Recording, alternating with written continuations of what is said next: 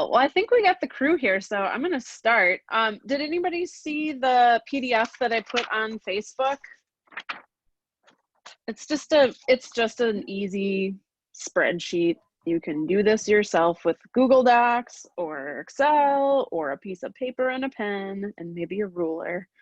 But basically, this is a really simple outline of your week. And today we're going to talk about creating your ideal week. Has anybody tried doing this? Yeah. Anybody intended to? Did I hear Elizabeth did do it? I mean, I've been color coding and time blocking since the beginning, so it Cool. puts things into perspective.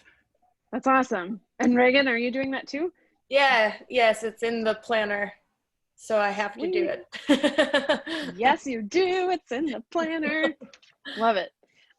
So here's the thing that I have found to be really helpful about this part of how I plan. It can be really intimidating. And I have to admit that for a long time, and even now with my new planner, I have not filled it in because it's so intimidating to make your like ideal perfect week on paper in a book permanently forever. But here's the thing. This is not permanent forever. This is not perfect. This is getting yourself in the right direction, right? Like everything we do, it's the intention behind it. It's taking the time to be purposeful. And that's really what it's about. So however you do this, if you put it on paper, I always have to do mine on paper first because it seems less scary on a single sheet of paper than it does in my book, which is silly but true. And you know, however you do it, it doesn't really matter as long as you do it and it's something you can go back to. So having an ideal week is all about creating your best use of not only time, but your energy. Have you noticed that there are certain times of day that you are way more focused and energetic, and other times of day where you are like distracted by the tiniest thing? You just want to mess around on social media because it's all you have brain power for. You're easily distracted by anybody who you hope will interrupt you.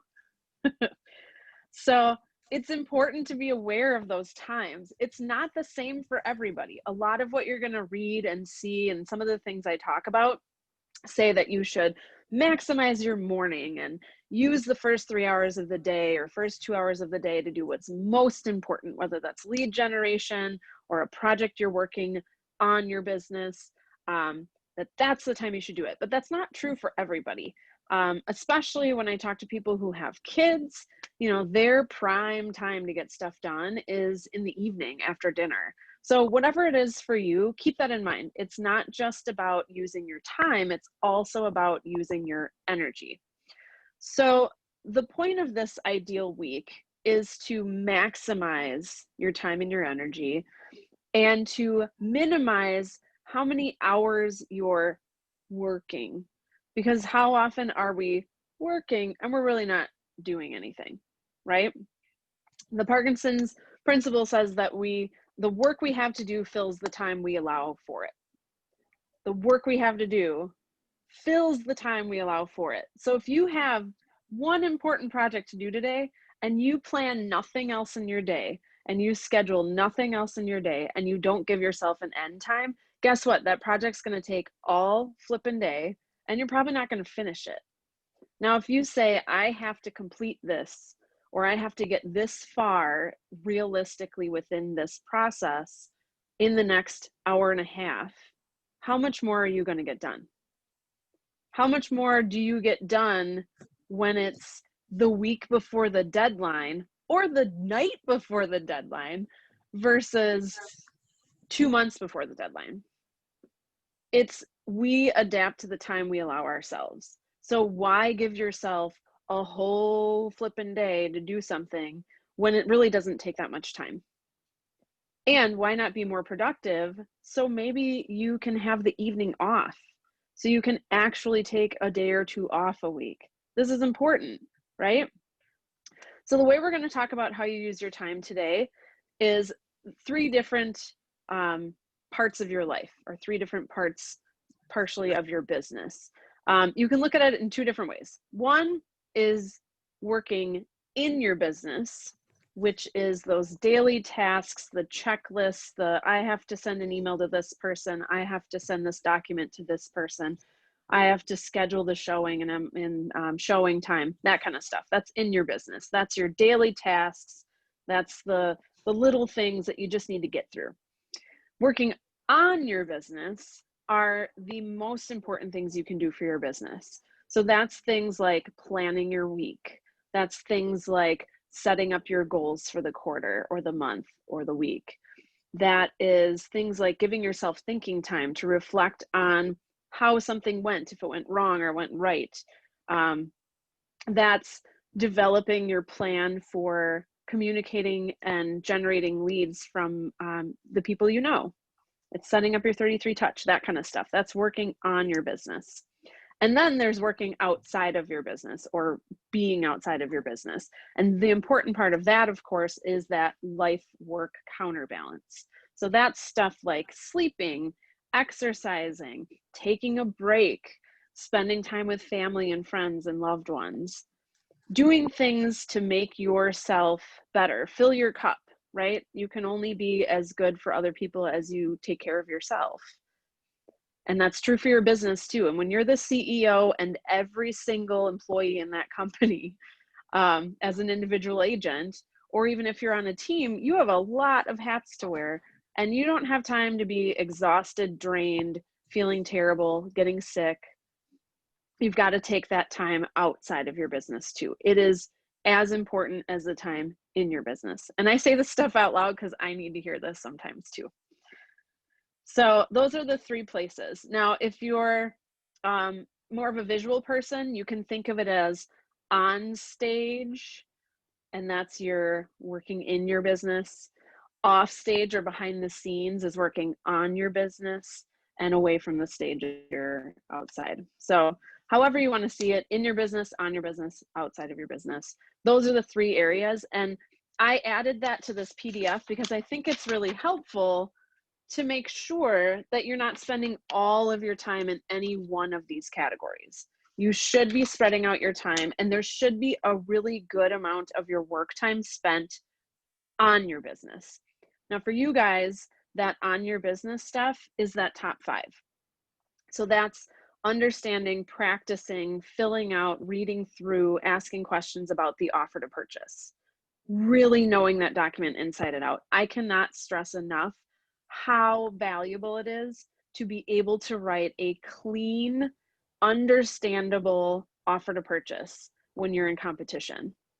It is also so helpful if you understand how the offer works and you can clearly explain it to your client, whether they're a buyer or a seller. It will make the process so much smoother. Understanding that document is incredibly important and is absolutely your responsibility as an agent. That is worth your time. That is working on your business. Another thing, having your buyer consultation in place.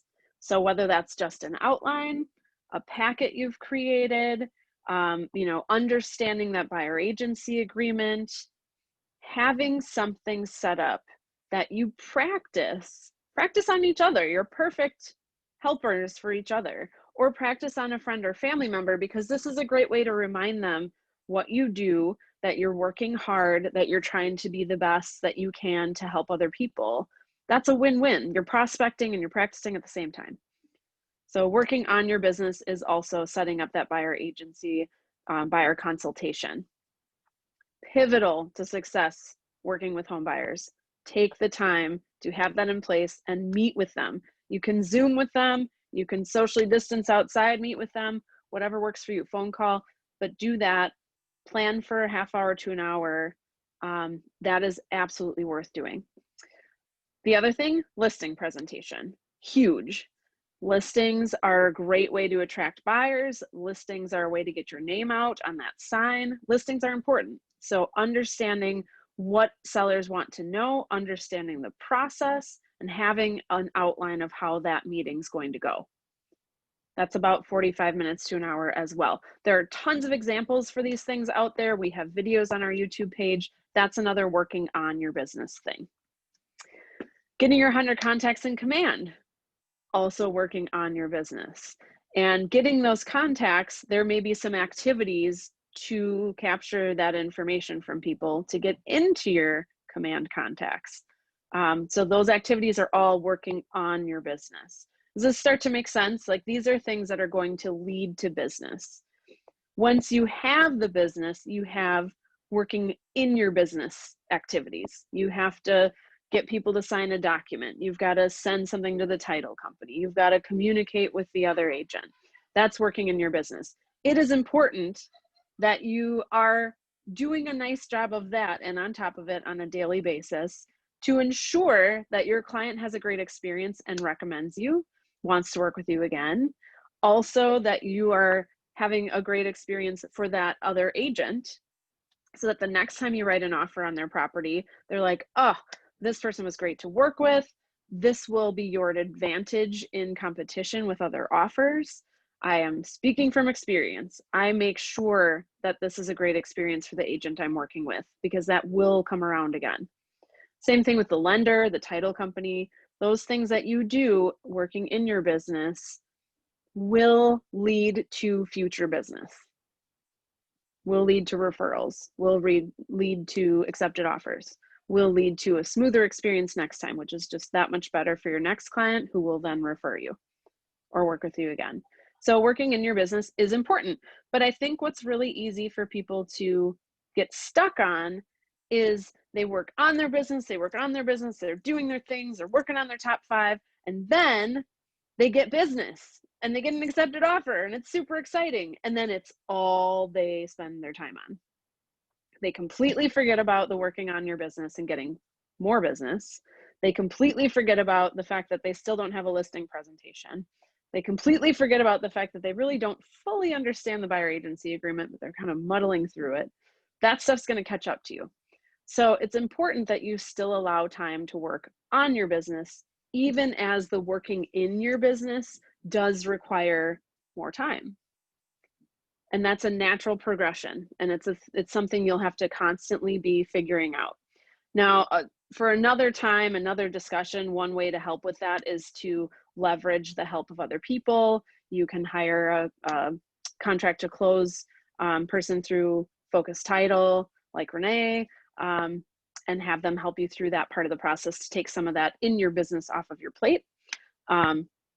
But it's up to you how you want to navigate that. But I did these things by myself up until last year, and I had last year 45 closed transactions, and at the maximum point in time I had 15 under contract at one time, plus whoever was active that I was working with.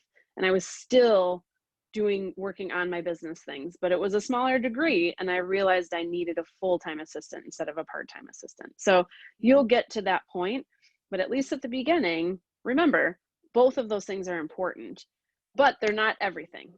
And the working outside of your business part is so important.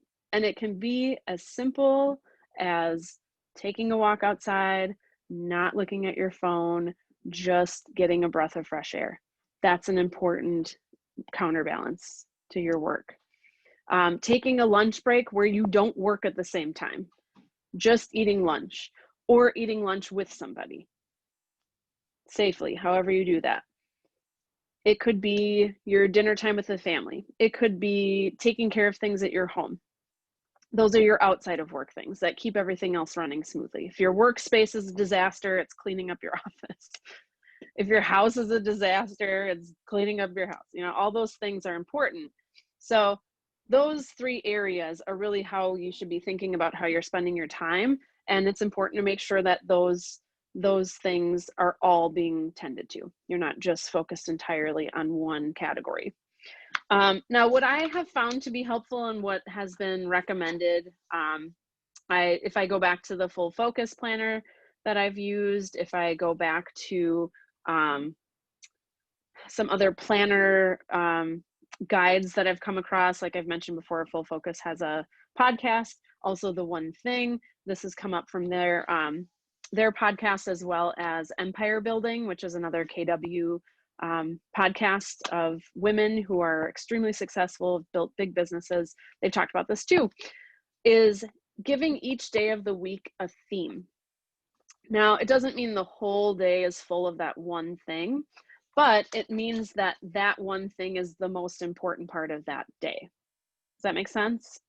So your one theme for that day is really your key, your one thing that if you do it, it'll make everything else easier or unnecessary. Your one thing, if you do it, you can consider the day a victory if everything else blows up in your face. So giving each day a theme, again, this is an ideal week. This is like if everything was perfect, I was 100% in control of my time week. This is not going to happen regularly, but it's something to strive for. It's something to give you at least an outline to work off of. So giving yourself themes each day can be an easy way to kind of sort through things. This is something I kind of figured out on my own. And then as I started reading and listening to podcasts specific to this topic, I found that this is what other people did too. So it could be as simple as, making sure that on Wednesdays, I reach out to my past clients.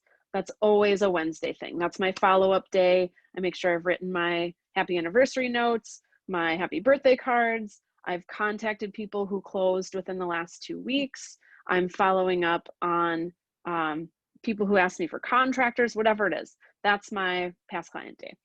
I've got Sunday is my planning for the weekday. So I'm off of work that day, but I have a time set aside where I have thinking time to review the week, what worked, what didn't, how far I am to my goals, if I need to make any adjustments. I pull out my ideal week and I plot out what's happening that week. This is also something I reference when people want to make appointments with me. I try to keep it within those times, especially when I have very little energy or resistance and people are like, how about this time? And I'm just like, sure. And then later I'm like, this sucks. This is right in the middle of something else, so use it as your outline and guide when you're setting things up throughout the week, but especially when you set up your next week. Get that out, look at it, kind of pull from it. How many people were here when I was talking about big rocks first? That jar of big rocks. So a really great visual is to picture a big glass jar. You've got a pile of rocks, you've got a pile of stones, you have sand, and then maybe you have some water too. Now, if you put the sand in first, it goes almost halfway up the jar. Are you going to be able to fit in all these rocks and all these pebbles and this water too? No. The sand is all those little bitty to-do things. The sand has a place in your schedule. You've got to have room to do all those little things. However, they are not the priority. They are not the first thing you should schedule. Your day shouldn't just be one big to-do list. So you've got to go with big rocks first. And the big rocks are the most important things in your life. They're the most important things in your business, in your relationship, in your health, mental and physical. So those things get plotted first. Same thing for your ideal week. Those big rocks go in first. So for me, Sunday is my day off. I have got to block that out. That way, if something comes up in a schedule, I can say, I already have appointments that day or I'm unavailable. I don't have to explain that's my day off. Nobody needs to know, but that's my own time. It's an appointment, non-negotiable. If you've got launch class, block it in your schedule. If you're doing Ignite, that's a big rock. Block it in your schedule. So this could change a little bit from, quarterly. You may have to tweak it and adjust it for specific things. But if that Ignite time is working for you, then maybe just make that your learning time. Make that your learning/thinking time. And always make sure you're filling that with good content. There's so many videos to watch. There's so many books to read. There's so many podcasts to listen to. If you really want to make sure that you're filling your cup, you're giving yourself good information, you're building off of the shoulders of giants, people who've been there, who figured it out already, then give yourself some thinking time. That is so important. It feels self-indulgent, but it is so important. Some people like to heavy load the start of their week. So the really heavy lifting, the big project, the frog you have to swallow, the thing you don't want to do, they do on Monday. And then Tuesday is, you know, all the communicating, the meetings, the stuff that can be a little bit draining, but is important to get through. They do most of those on Tuesday. Then it tapers off. By Friday, it's more about learning and planning and doing a lunch or a coffee where you connect with somebody, something to look forward to during the week. Saturdays for us, heavy showing day. Just make it a showing day. But don't forget to block off time for like lunch and a bathroom break and stuff like that, because you'll burn yourself out. Date night, if you've got a partner, or friends night, some kind of rejuvenation for yourself is important. That's a big rock. So making a list of what your big rocks are, or making a list of your to-do list, making a list of your working on your business, the top 5 you have to work on, any projects you have going on, and the working in your business. Who do you have under contract right now? You know, who are you showing homes to right now? Make a big old list. Just do a brain dump. Give yourself time to do that.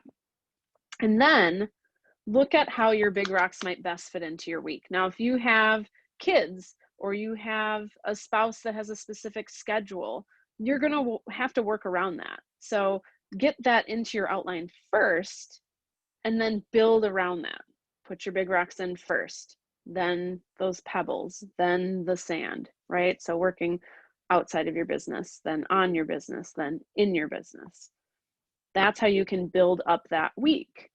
And I can give you an example week that I thought was interesting and not 100% what I would do, but I think would be good for some of the days of the week.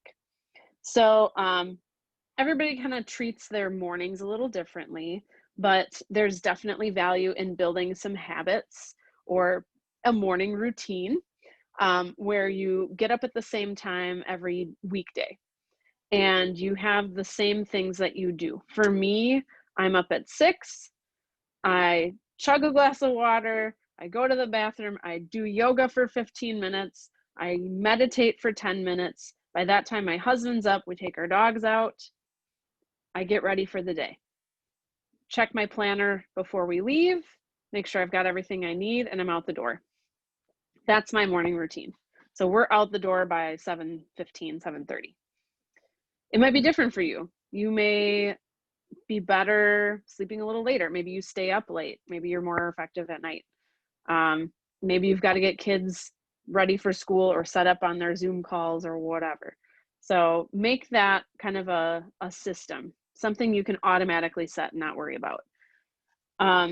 Then once it's work time, here's an example of what one recommendation was for how agents can spend their time. So 8 to 8:30 is your preparation for lead generation.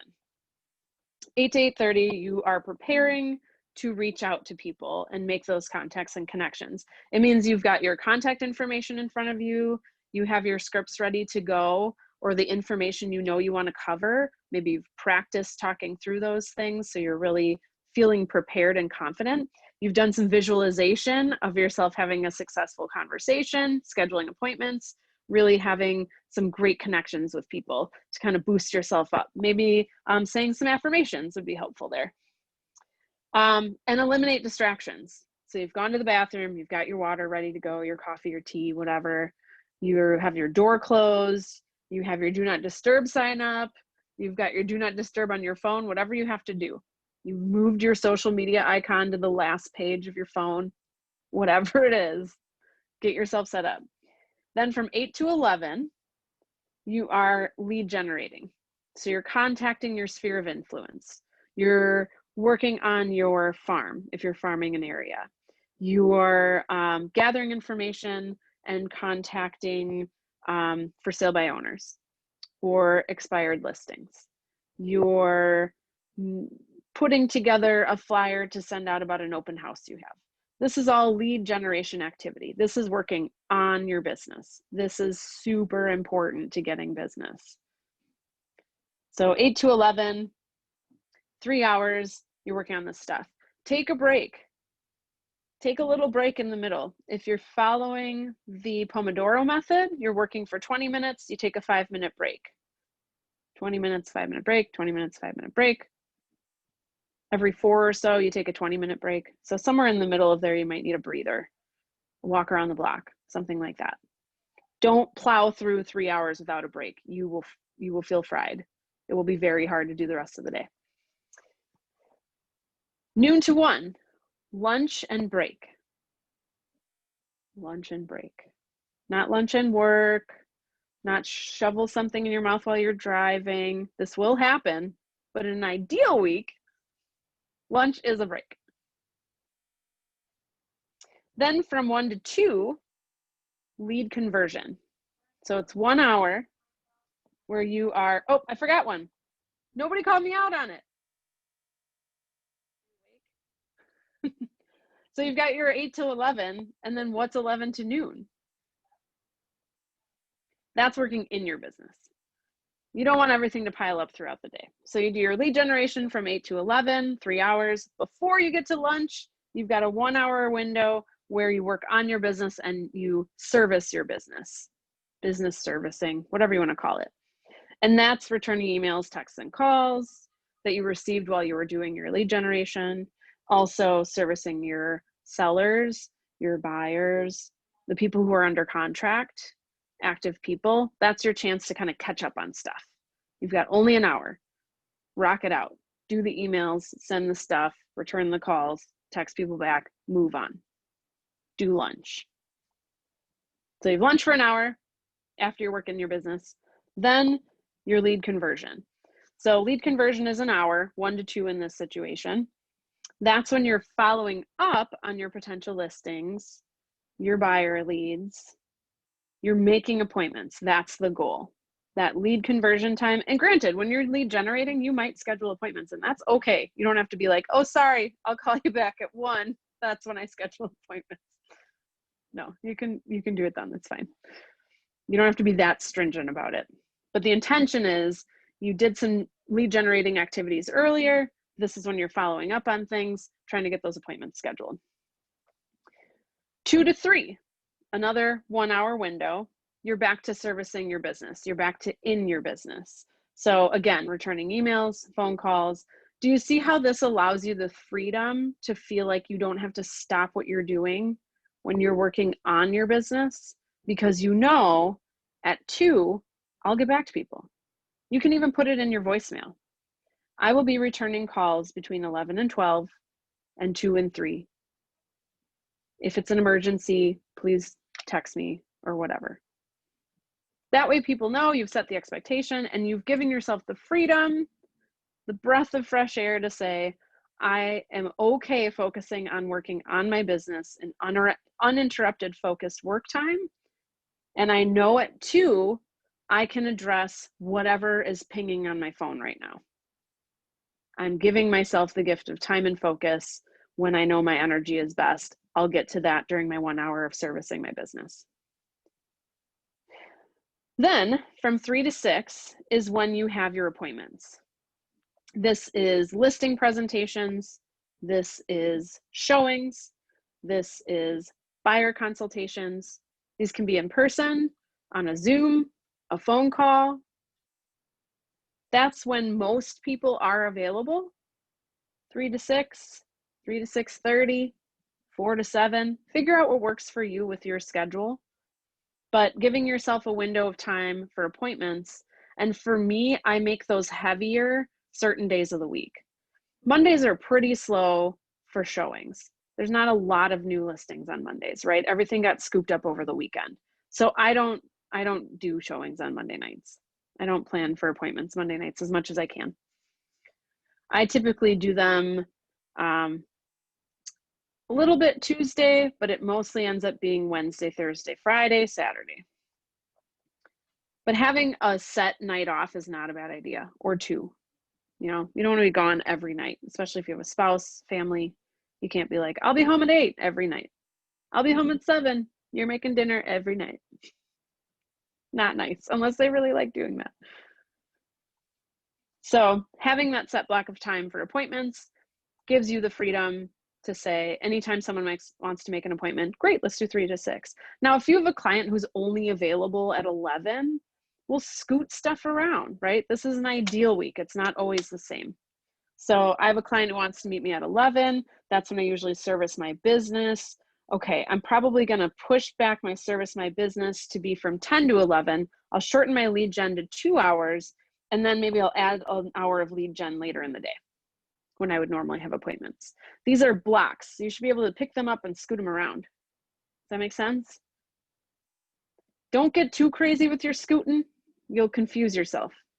But, you know, there is flexibility there. And if you find that you constantly have people who want to look at houses during the day and it doesn't work from 3 to 6, or you currently have a client who is only available during the lunch hour, well, make an adjustment, right? Don't make yourself crazy. Just scoot it around. Plan it out. Don't let the week run you. Be purposeful. Use your time. You're in charge. Make the most of it. All right, and then 6 to bedtime. What do you do then? That's your time you shut down your phone, which is real scary when you're a real estate agent. But saying to people, I am not going to answer my phone after this time, and setting that boundary and expectation is one of the best things you can do for yourself. You tell your client, you tell your co-broke. Lenders have business hours, right? Banks have business hours. Doctors' offices, stores, restaurants, everybody else gets to shut down at a certain time, right? You can too. So make it a reasonable time that works for you. For me, it's 9 p.m. and that's late, but I don't have kids. And at some point, as my team grows, that will become earlier. So do what works for you, but you have a phone shut off time. And it doesn't necessarily mean you shut your phone off, but it's when people should not expect you to answer or reply. Now, I will tell you, a lot of agents will reach out after that time. I personally feel like anything after 8 is a little too late, requires a, sorry, I'm texting so late, but figure out what makes sense for you and set that expectation ahead of time. Also, that's when you have your family time. It's when you have dinner. It's when you wind down for the day. Maybe that's when you work out. It depends on how your schedule works. But having a routine in place for the end of the day is important too. Having a wind down for your work day. This is when I just go back for 20 minutes. I double check my to-do list. I make sure I've gotten the major things done. I see what my progress was on my top, most important thing for the day. Did I accomplish that? Why didn't I? What got in my way? What can I do to make sure I accomplish my most important thing tomorrow? What do I have coming up tomorrow? Is there anything I need to prepare this evening? Now, this is something I'm looking 2 days ahead when I schedule the day before, so that there's nothing that catches me off guard at 7 p.m. at night. And I'm like, oh crap, I need a closing gift for 9 a.m. tomorrow. Like, that's not a good time to figure that out. So it's why you plan your whole week ahead. It's why you plan the night before, and then maybe you look 2 days out just to make sure you're not missing anything. But giving yourself planning time to set out your clothes, time to make sure you know what you're eating tomorrow, time to, double check that stuff. It's important. It will make your day so much smoother. So building all that in is important. And if you're real on top of it, if I'm real on top of it, I'm shutting off my screen an hour before bedtime, because I know I can't sleep as well if I'm like manic scrolling or watching TV and doing stuff on my phone at the same time, and then I'm supposed to just like shut off and go to bed. It is scientifically proven that light in your eyeballs and all that stuff floating around in your head right before bed messes with your sleep cycle. So thinking about setting those routines and habits. Now, this is a whole lot at once, right? This is a whole lot to set up at once. So don't do it all at once. Just try to set up your ideal week and then pull some pieces out of it. You know what? For the next 2-3 weeks, I'm going to focus on, if I can nail my morning routine, I have won the day. If I can hit that, lead generation 2 days a week, if I can follow that schedule 2 days a week to do my lead generation and my follow-up, if I can nail that 2 days a week, I have won the week. Give yourself a reasonable victory and then celebrate when you do. I would recommend not messing around with your schedule all the time. It is flexible. It's a living document. It is not something to make you feel bad. It is something to work for you, and you're in control. But I would say once a quarter for sure, reevaluate. See where you're at. Have you been using it? Is the format you have it in workable for you? You know, for me, I've got it folded up in my planner. I pull it out of the back pocket when I'm doing my weekly schedule. It's right there for me. I don't have to think about it. For some people, it helps to have it on your phone. So when somebody calls to make an appointment, you can check it real quick and say, yep, that works. That'll fit. We can schedule it for that time. I'll just scoot this around. So figure out the path of least resistance for yourself. Try to use it to the best of your ability, and then focus on one thing at a time. So building out a habit of a routine in the morning, building out a habit of a routine in the evening, making sure you block at least a couple days a week, you know, a hour and a half for lead generation, 3 hours for lead generation with a break in the middle. Taking that in smaller bites is what's going to help you get to the point of reaching that goal, right? It's the small steps, one foot in front of the other. Don't try to take it all on at once. But writing this out, taking some thinking time to write out your schedule, your ideal week, is really going to help you focus in on what's most important. It's really going to help you to sort through the 5,000 things you feel like you need to do as a new agent right now, right? Oh, I got to do 33 touch and I have to learn the listing presentation, and I don't even know what an ROI is, and what is this about, and how am I ever going to sell 13 million in a year? Too many things. Take it down to a smaller level. One little domino that's going to knock over the bigger ones, right? What's going to get you towards your goal? Take those little steps. Focus on one thing at a time. One thing that makes everything else easier or unnecessary. You've got to do the to-do tasks. You've got to work in your business, right? But the working on your business is what gets you towards that goal. It's what gets you results. It's what puts you on that awards sheet every month. That's the important stuff. So you've got to make time for those big rocks. And that does include time outside of your business. Rest, restoration, time with family, fill your cup, white space, walk with nothing else in your hand or your face, just walking, exercising, whatever it is. But make sure you've got that balance, because that is one of those big rocks. So based on this, do you feel like you have a pretty good outline of how you might want to set up your week? I want to hear from you.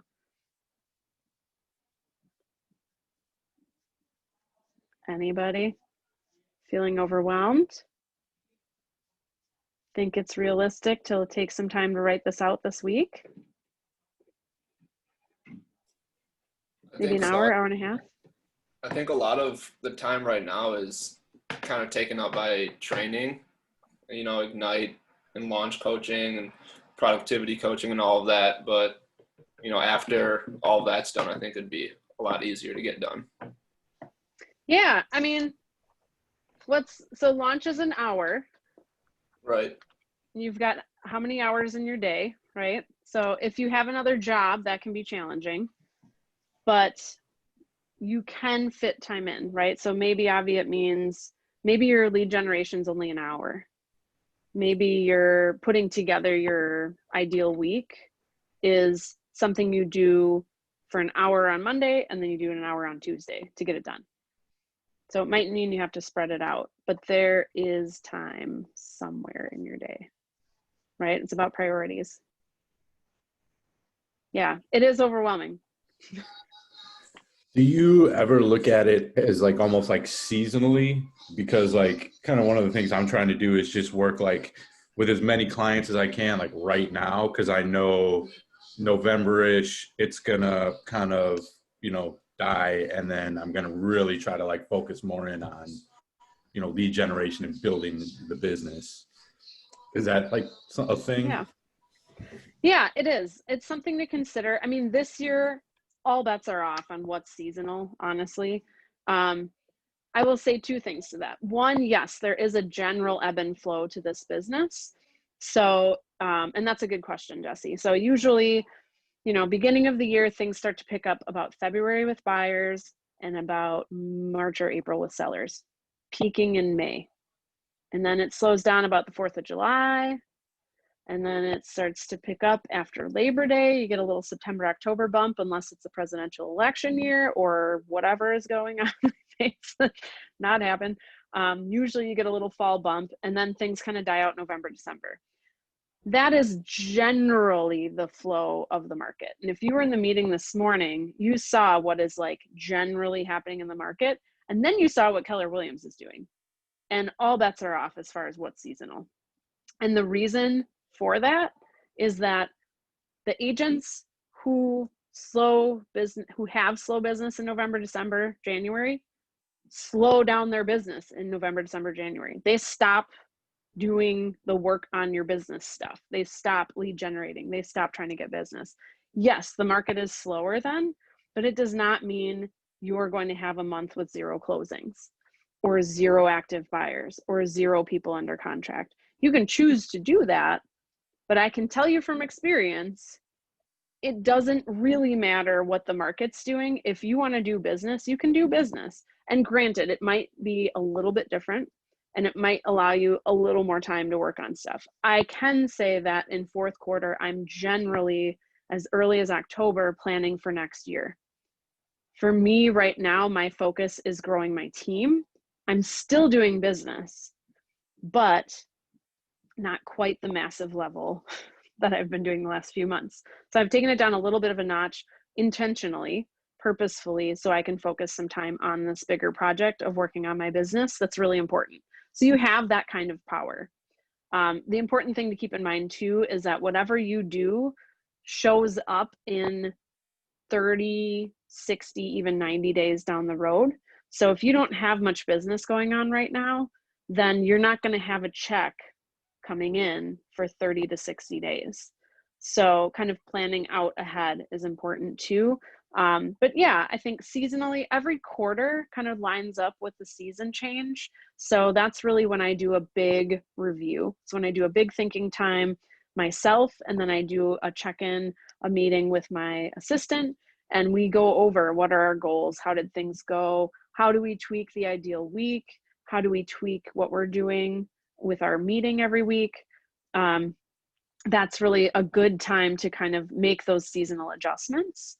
But don't see winter as a reason, excuse, or option to have no business. If you want to have business, you can still make it happen. And if nothing else, it's such a good time to connect with people, right? Like everybody's a little panicked that we're going to be trapped inside for months and months, even more than we normally are in winter. And everybody's in a panic that we're not going to do anything fun for the holidays. So this is the time to make those like warm, happy connections with people as much as you can, because you have a captive audience. And this is the time to build those connections. And maybe it doesn't mean you have immediate business, but you are very much working on your business so that come the beginning of the year, things take off. So that's the time to like make those connections. Oh, I'm thinking of selling this spring. Great. Why don't I come out now? We'll talk about what we can do to prepare your home to sell. Great. Maybe I know somebody who wants to buy it now. Would there be a plan in place for you if you sold it sooner than you planned? Let's talk. So there's a way. There's always a way. So it just depends on what your priorities are.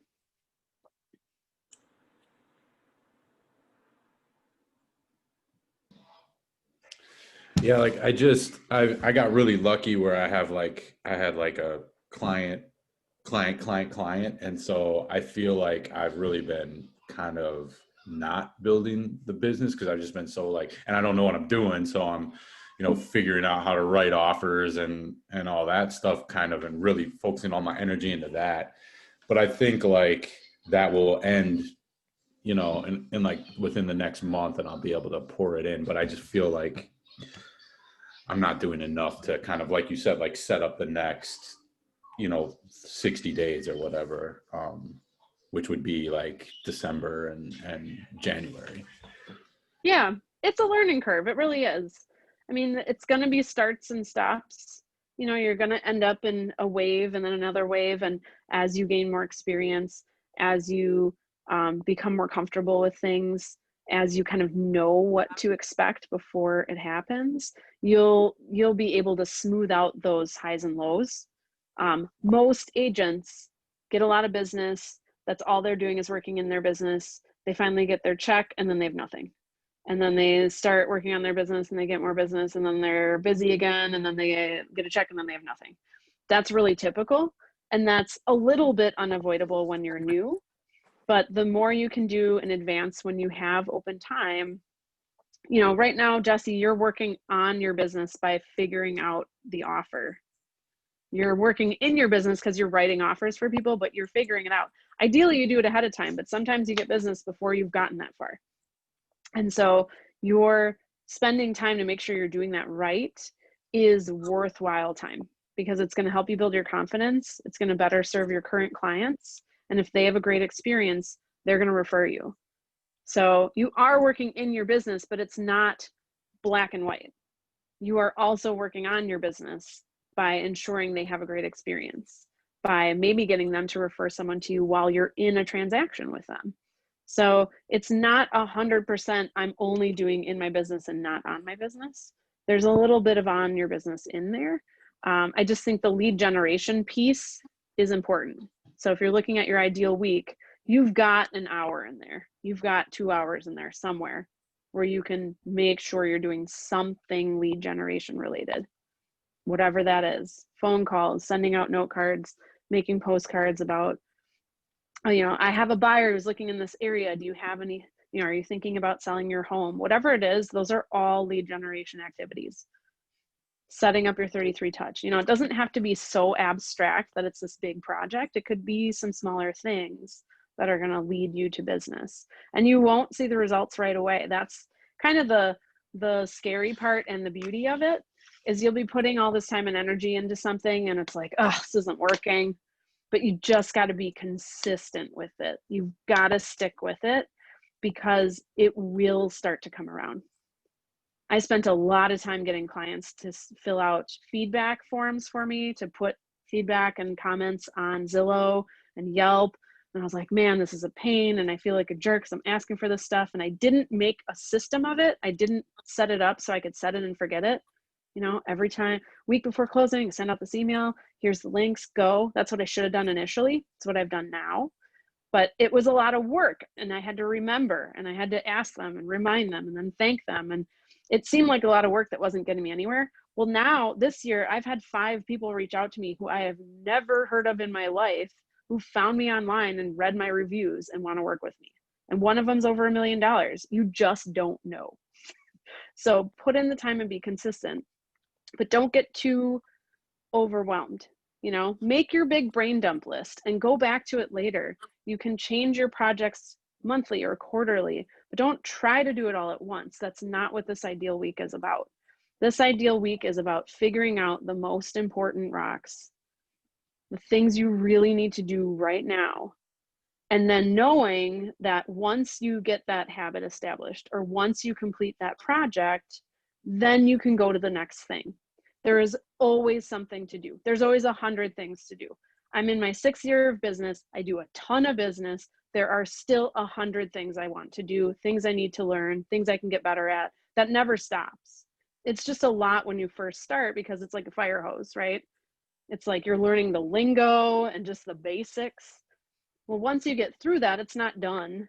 There's always more, at least for the people who want to keep growing, the people who really do well in this business. There's never a, I'm good now I'm just going to set it on autopilot. That's never a thing.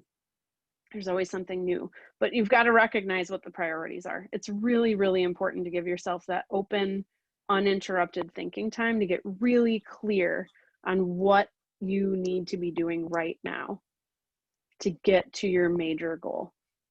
If your major goal is making appointments, which for most of us it is, what do I need to do to make appointments happen? I need to lead generate. I need to follow up on those leads. And I need to keep on top of the people I'm taking care of right now to make sure they have a good experience. Those are my most important things. How do I build in my other stuff? Okay, so I gotta learn the dang offer to purchase. I've got to give myself time during the week to do that. Watch the videos, practice, set up a call with Andy to go over it. That's important stuff. You do not want to practice on your clients if you can help it. So just pick one thing. Don't go crazy. We do not expect you to do all 5 of these things in 10 days. That's unrealistic. So just be honest with yourself about what you can get done in certain times. Make sure you're giving yourself breaks. Make sure you're giving yourself time outside of work. If you can establish even 1 or 2 things within an ideal week that you can stick to and kind of grow off of, that's a win. It does not have to be that perfect week every week. It's not going to. It's not going to. Mine is rarely. But it's something to work off of. It gives me something to strive for. Anybody else have thoughts? Elizabeth? I have a question. Okay, so you mentioned give each day of the week a theme, and I jotted down some notes, some stuff that you had said and some other stuff that I do. Do you have a couple more ideas that I could throw around and work into my schedule? Sure. So for me, for a while, I love coming up with like word baskets where I'm like, okay, I'm gonna follow up with past clients. I'm gonna reach out to current clients. I'm gonna, what was the other one? There's one about communicating with under contract people. You know, it's all about, for me, especially at the beginning, especially when I was in charge of every bit of offer to closing, it was about making sure I didn't miss anything. So at one point I had, you know, every Monday I go over all of my current under contract people. And then I follow up with the clients on Monday. And then I followed up with the lenders on Tuesdays. And then I followed up with title on Wednesdays. And then I checked back in with my clients on Friday. So don't go too crazy with your themes, but if it helps you to figure out like, when am I doing this stuff? So if everything's flying at you and you're like, okay, well, I have until next week to get this done, but I don't want to forget, that may be an easy way for you to kind of plunk them into when those things are happening. So you don't feel like you have to be doing 6 things while you're doing something else. Because that kind of like unfinished loops that happens, if they don't have a place to go in your schedule, those are going to eat up your working on your business time. That's what happens to me. If I don't plot that stuff into a time when I'm going to do it, even if it's that, you know, business servicing hour after an hour of lead generation, if I don't give myself that time and plop it there, it's just going to eat up my brain space. And then while I'm supposed to be working on my business, on a project, having thinking time planning, the whole time I'm obsessing about that thing, and it just messes up that time that I should be doing something else. So if themes help, that's a good way to do it, just to give yourself like places to plop these things. And it won't be perfect, but that's awesome. Thank you. Sure. Anybody else with last minute questions? Ashley? Not really a question, but it kind of relates to Elizabeth and Jesse. As far as themes, I still feel like as a new agent, I'm still learning things. So I create a theme for each day of things that I want to learn. So like, let's say Monday, I'm focusing on listings. What do I need to know as far as a listing presentation, scripts that I can use for listings, you know, writing, listing contract and things like that. So like on Mondays, I'm just focusing on everything related to listings, lead generations for listings, whatever. Tuesday, I'm focusing on buyers. Wednesday, I'm learning how to work social media. You know, what can I do to boost my social media to get the lead generation and things like that. So I really love the idea of themes because it keeps me focused. It creates like a curriculum for me. Yeah. So I know like, okay, Sunday before Monday comes before listings, who can I reach out to tomorrow to teach me about this? What podcasts can I listen to? What YouTube videos can I find? It just makes everything a lot more structured by having those themes. That's awesome. That's really good, Ashley. And that's a good point for Avi too. You know, you were talking about how, you know, you spend a lot of your time taking classes right now and learning. This is a good way to kind of build that stuff in too. So if you're, you know, if it's a lead generation day, you're learning about lead generation, but you're also doing it. That's a really good point, Ashley. It's a great way to think about this ideal week is, you know, everybody was in school at some point, right? And if you had your school schedule, it was structured for you. This is when you have this class. This is when you have a study hall. This is when you go to soccer practice, whatever it is. So it's very much like that. You can kind of picture it that way too. Cool. Well, this was great. You guys had great questions, really good insight. I know it's a lot to take in, but I highly recommend if you have some time today or sometime set some time this week where you sit down and fill out your ideal week. I made a chart for you. It's a PDF in the Facebook page. So it's right there for you to use. I can send it as a Google Doc. Like it's a very simple form. You can make your own. But the intention is you can check the boxes of which activities are on, in, and off your business. But it's up to you if you want to change the times or whatever.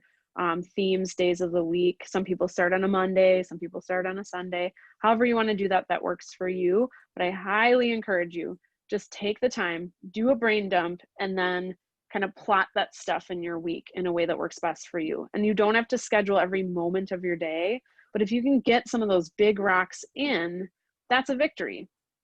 And just try to get through a week like that. You know, just try to focus on that, or just, you know, make that leads schedule that I read through for 1 or 2 days a week and try to get that down. You know, take those little steps, but do it. Don't just watch a bunch of classes and don't do anything. Like make this something you do. Make this a big rock for the week. And then when you do it, send it to me. If you need the accountability, send it to me. If you need the accountability, post it on the launch group if you want. Give yourself a deadline and give yourself somebody who it has to go to. That will make you do it. That's what I need sometimes. I need somebody to hold me accountable. Cool. If you haven't set up accountability call, this would be a great thing to talk about on that. Text me, let's set up a time, 20-minute call. We'll just check in and talk through some stuff. It's pretty quick and easy. It's pretty painless. It's generally helpful and insightful. You can ask the people who've had calls with me before, or use each other. You know, it doesn't have to be with me, but I'm here as a resource to you as well. I hope that you will take the time to set up an ideal week. I hope that you will use it to help you focus and be really purposeful with your time and energy. And I hope that you will see results of that. I know you will. So thanks for coming. You guys have a great week. Nice to see you. Thanks. You're welcome.